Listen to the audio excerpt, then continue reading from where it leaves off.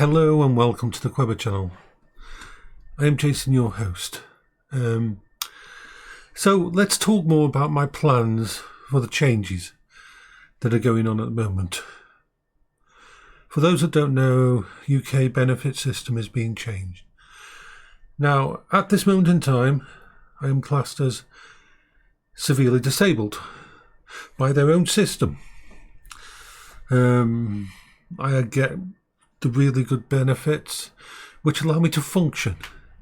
Scope, a UK charity, did an independent assessment in the UK and showed that the average disabled person needs an extra £1,000 a month just to equal what an able-bodied person does. So, the changes that they make, the day before the changes come in, I will be classed as severely disabled and the benefits will work and everything will be fine. My disabilities won't change, but the day after these changes come in, I will be classed as able to go to work. I will be first of all asked to go for a in-person assessment. I have never been asked to go for an in-person assessment. My assessments have always been on the phone or on video call. Because if I'm outside of my safe space, I very quickly disconnect from reality and fall apart. Even just 2 foot away from a safe space, my safe space saw this place here and my mobility scooter. If I'm away from them, I disconnect. There's different layers of my safe spaces and connections and anchors, like all of this. But this is why my doctors always have had people come to my house to take blood tests. This is why my doctors have rarely had me going into the surgery. And I'm very thankful to that. So, I will fail the assessment not just because of the changes, which will change changing the categories. They're basically moving the goalpost so that something like 80% of people who are on personal independence will lose it. None of these people are actually any better off or would be classed by the old rules as being able to have a job. They're just changing it because they want to make cuts. So I will be moved from the safe stuff to the job seekers path. The first thing that will happen is face-to-face assessment, which I will fail, and I will be removed from PIP. When I'm removed from PIP, I will lose access to every other benefit because they are gatekeeping. Used to be a lot of these benefits for disability people were outside the PIP. Now they're using the PIP as a gateway, and they've changed the rules to make it impossible to stay on it unless you're so severely disabled that basically you have to be massively, you're basically fed through a tube or quadriplegic and things like that, and you have to be so far thinking. Nearly all mental health patients will lose their disability, their PIP. So after that happens, I will lose my PIP, which means I'll lose the council tax benefit. I will lose the special priority stuff I get for all my other bills. I will lose access to the cheaper version of electricity and gas. I will lose access to certain stuff to do with my doctor, all because they'll take away everything to do with that. Then I will have to go to face-to-face assessments and be put on the job seeker path, and they'll try to get me into work, which will fail. And then I will get sanctioned. Then I will lose what little bit of benefits they're still paying me, and it will all go away. That is the sword that is above mine and every disabled person's head at this moment in time. At that point, which could happen as soon as June this year, I will have to start selling stuff in the house. and trying to survive. I will have to cut down to the bare minimum of life. May even actually have to shut down the gas and electric to the house and just use the couple of solar panels in the backyard to run the basic stuff. I will have to last until I hit my mid-50s, which will be this year's, and then I can enact my plan of releasing some of the equity in this house. It won't be a lot of money, but it will be allowing me to survive for a while, and then I will be in a position where I'll have to set up a Patreon, set up other things, and try to fund myself with small bits of freelance stuff like doing covers of songs, doing narration of books and that. But this will be massively not easy, but it will be only thing I can possibly even try. My quality of life will go down. I remember this is something that's now on the minds of nearly all disabled people who receive PIP. It doesn't matter that it might not come in until the end of the year and that. The stress and the pain and the suffering is there. The oncoming train is there. And it's an extra layer of stress and that for people who are dealing with problems anyway. So,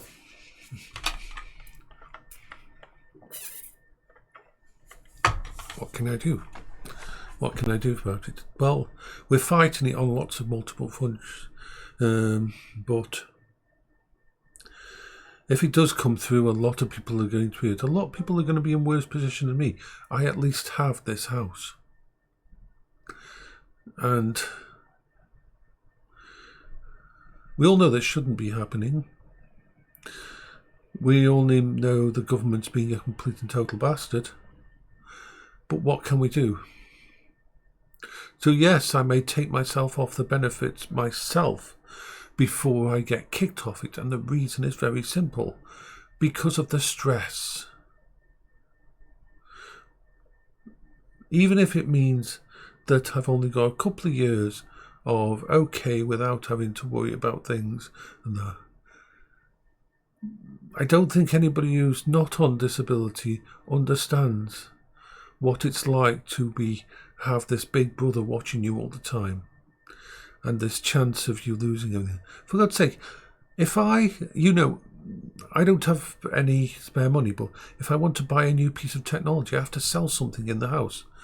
And I have to sell on eBay.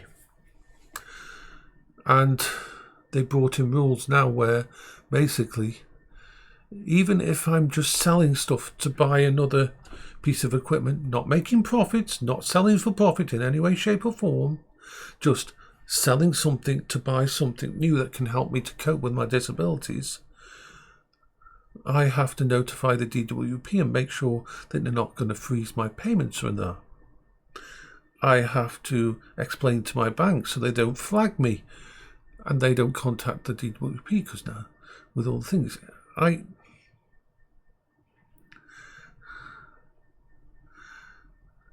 don't think and you're always waiting for the letter from the DWP that will tell you that you've got to have an assessment or an audit or something.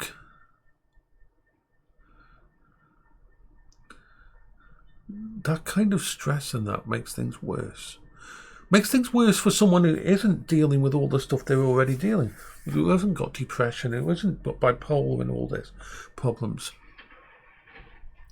So that is why, if it comes to it, and I make it to my birthday and they still haven't removed me completely from the benefit system, that I will remove myself from the benefit system, because all the stress from this government and from what they're proposing and the changes and the hatred that they're riling up in the general public towards disabled people and that, I am realizing that no matter how good my coping strategies are, if I don't take back control of these things, that by the end of the year I could be in a long-term care psych ward or fountain and alley somewhere dead, because there is only so much a human mind can take,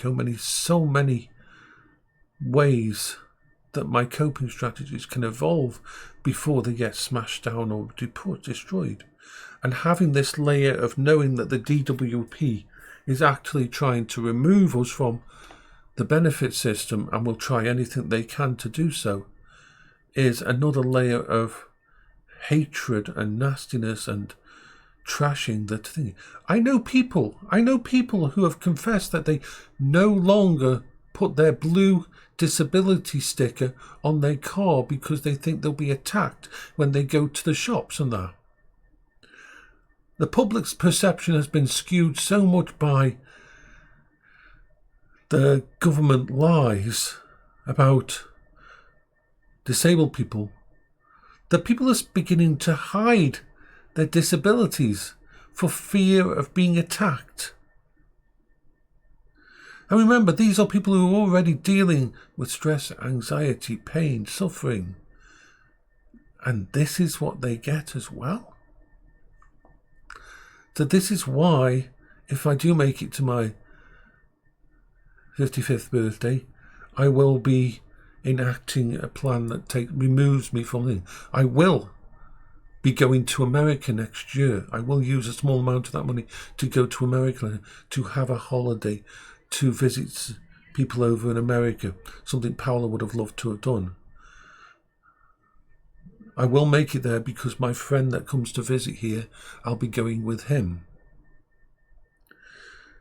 And then I will have to figure some way of making just enough to survive.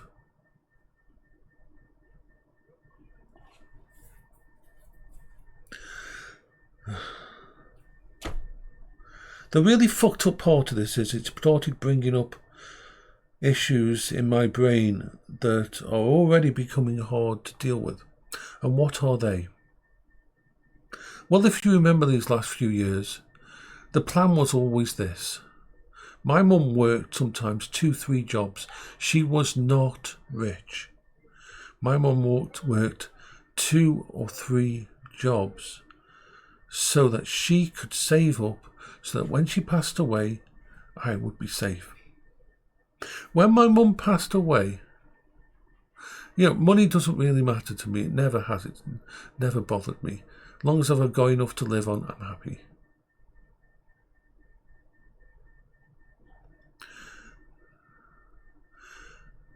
When my mum passed away, I should have had £150,000 at least.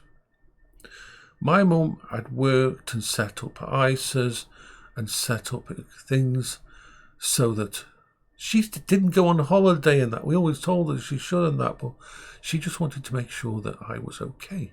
And that if Paola was okay, if Paola had still been alive. And so she was very intelligent with her money. She put it away in ISAs, in investments, in pension funds and stuff.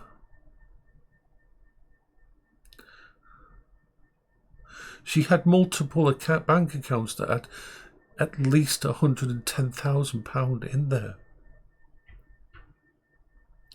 And she had over £20,000 worth of fucking gold and silver and Wedgwood pottery, rare old Wedgwood pottery, that could have been sold if need be. I could have lived for the rest of my life happily on it after she passed away. But because the power of attorney that someone had access to and someone I trusted was in charge while I was dealing with Paola's death and everything, what I ended up with when my mum passed away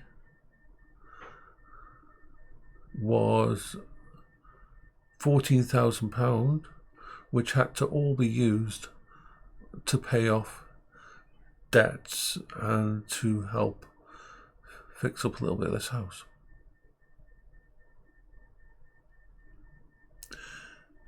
Now, when my mum passed away and that all happened, remember, we only found out about what had been done after this person died, so there was no recall, and he didn't have any money left. He had used it all up. I had bank statements of one of my mum's bank accounts that used to have £5,000 in, and the money slowly ticked up by about £300 every single month. And and that bank account statement showed that every freaking month he would spend exactly how much went in, and all the money had gone, and he had been paying his bills, paying for drink, paying for drugs and alcohol with it, and it was all gone. And that was just a basic bank account my mum had set up with a couple of her annuities and that, paying into it while she was in end stage dementia and in hospital. And there was like £1, 2 pence left in it.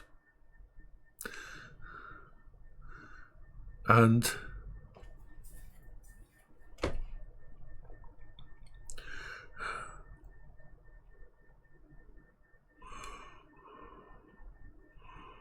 the other bank account had gone from should have been about 100,000 in there, to £300.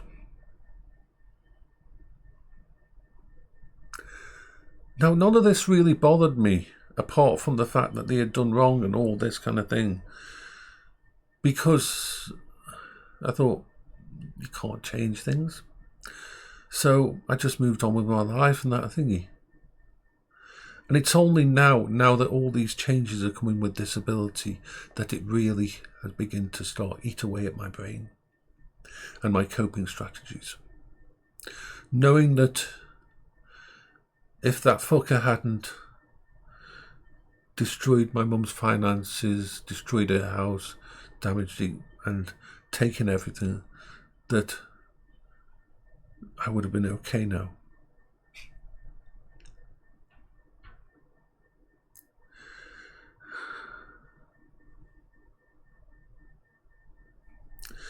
So that's why I know that I need to remove myself from the benefits system by the end of this year. That I need to put myself in a situation where I am no longer having to deal with the stress of them being over my shoulder and wondering when they're going to actually ask for the face-to-face assessment, when it's all going to end.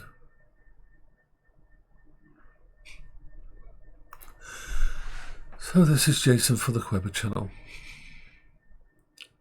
That's unfortunately the situation I'm in, and why I have to remove myself from that system by the end of this year, because my coping strategies are already suffering. Because I can cope with my bipolar, I can cope with my ADHD, I can cope with my autism, I can cope with them and have all the coping strategies that have worked and evolved and coped. But I cannot cope with an extra layer on top of the government trying to actively sabotage me, and the views of the general public being altered to make it look like people like me don't deserve the things that we have. And the sooner I can remove myself from that system, even if it means I'll only have a couple of years of being okay before things go wrong, before I run out of money, I don't really have a choice. So this is Jason for the Queber channel. I hope you're all okay.